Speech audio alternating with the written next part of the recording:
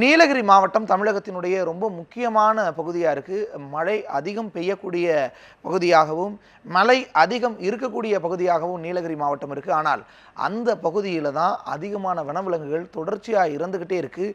நிறைய செய்திகள் வந்துக்கிட்டே இருக்குது. குறிப்பாக மசனக்குடி மாதிரியான ஏரியாக்கள், வளமான ஏரியாக்களில் கூட இந்த பிரச்சனை இருந்துகிட்டு இருக்குது அப்படிங்கிற ஒரு விஷயம் சொல்லப்படுது. அங்கே இருக்கக்கூடிய நிலை என்ன, வனவிலங்குகளுக்கு நீராதாரம் எந்த அளவுக்கு இருக்குது, இந்த தொகுப்பில் பார்க்கலாம். நீரின்றி இந்த உலகம் அமையாது. ஆம், இது மனிதனுக்கு மட்டுமல்ல, விலங்குகளுக்கும் தான். தமிழகத்தின் மேற்கு எல்லையாக விளங்கும் மேற்கு தொடர்ச்சி மலைகளில் வன சுற்றுலா பயணிகளை அதிகமாக இருப்பது நீலகிரி மாவட்டம்தான். ஆண்டு முழுவதும் பசுமையாக காட்சியளிக்கும் இந்த மாவட்டத்தில் சுமார் 60% வனப்பகுதிதான். புல்வெளிகளையும் சோலை காடுகளையும் முட்புதர் காடுகளையும் கொண்ட இந்த மாவட்டத்தில் 1800க்கும் மேற்பட்ட காட்டு யானைகளும் 150க்கும் மேற்பட்ட புலிகளும் சிறுத்தைகளும் ஆயிரக்கணக்கான மான்கள், காட்டு எருமைகள் என லட்சக்கணக்கான வனவிலங்குகள் வாழ்ந்து வருகின்றன. தமிழகத்தில் இந்த ஆண்டு வறட்சி தொடங்கியுள்ள நிலையில் உதகையும் அதன் சுற்றியுள்ள பகுதிகளிலும் கடும் நீர் தட்டுப்பாடு ஏற்பட்டுள்ளது. இந்த வறட்சி மிருகங்களை கிராமங்களை நோக்கி படையெடுக்க செய்கின்றது. 2-3 வருஷத்துல இருந்துட்டா இந்த இது கஷ்டம்.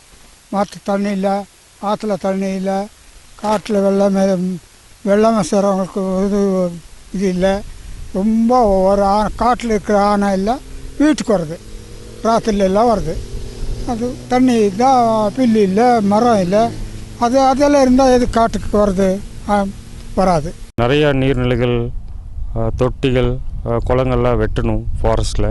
அதுங்களுக்கெல்லாம் இந்த சம்மரில் தண்ணி இல்லாதனால அந்த மாதிரி தொட்டி கட்டி காட்டுக்குள்ளே இவங்க தண்ணியெல்லாம் கொடுத்தாங்கன்னா அதுங்களுக்கு ரொம்ப வசதியாக இருக்கும்.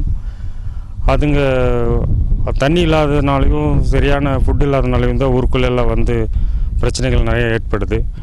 இன்னும் வரும் காலங்களில் இதெல்லாம் வந்து பண்ணி கொடுத்தாங்கன்னா ரொம்ப நல்லாயிருக்கும். நாளுக்கு நாள் வனவிலங்குகள் எண்ணிக்கையும் அதிகரித்து கொண்டே வரும் நிலையில் அவற்றிற்கு தேவையான உணவுகள் கிடைக்காததாலும் வழித்தடம் பாதிக்கப்படுவதாலும் கடந்த சில ஆண்டுகளாகவே வனவிலங்குகள் வனத்தை விட்டு வெளியில் வரும் அவல நிலையும் ஏற்பட்டுள்ளது. இது மட்டுமின்றி கடந்த 45 நாட்களில் மட்டும் 13 காட்டு யானைகளும் ஒரு கருஞ்சிறுத்தை உட்பட 3 சிறுத்தைகளும் இறந்து போயுள்ளது. அத்துடன் ஏராளமான மான், காட்டெருமை போன்ற விலங்குகளும் இறந்து வருவதாகவும் கூறப்படுகின்றது. ட்ரவுட் அதிகமாக இருக்குது.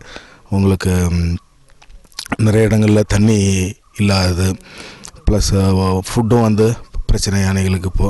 இப்போ தண்ணி ஃபுட்டு இல்லாமல் நிறைய இடங்களில் அலையிறது, வெளியில் போகிறது, அங்கே போயிட்டு நிறைய இடங்களில் யானைகள் பார்த்திங்கன்னா உடம்பு ரொம்ப பாடி எல்லாம் கண்டிஷன்லாம் ரொம்ப வீக்காக இருக்குது.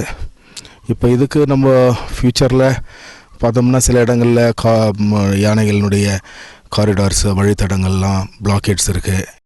கோடைக்காலம் தற்போதுதான் தொடங்கியுள்ள நிலையில் கடும் வறட்சியின் காரணமாக வனவிலங்குகள் இறந்து கொண்டே வருவது சுற்றுச்சூழல் ஆர்வலர்கள் மற்றும் மக்களிடையே கவலையை ஏற்படுத்தியுள்ளது. அதிகாரிகள் உரிய நடவடிக்கைகளை மேற்கொண்டு விலங்குகளின் உயிரிழப்பை தடுக்க வேண்டும் என்பதே அனைவரது கோரிக்கையாக உள்ளது. செய்திப்பிரிவு நியூஸ் 7 தமிழ்.